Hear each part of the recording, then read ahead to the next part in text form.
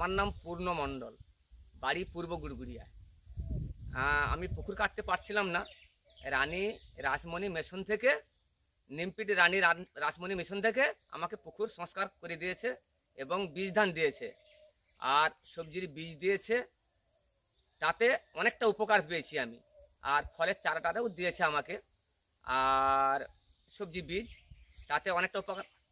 মাছও দিয়েছে, মাছ বড় বড় হয়েছে মাছ, এবং সারা বছর খাচ্ছি আমরা। আর সবজি বীজও দিয়েছে, সারা বছর খাওয়া হয়। তাতে অনেকটা উপকার পেয়েছি। যাতে এইভাবে আরও কিছু মানুষকে দেওয়া যায়, তার জন্য আমি আপনাদের কাছে অনুরোধ জানাচ্ছি।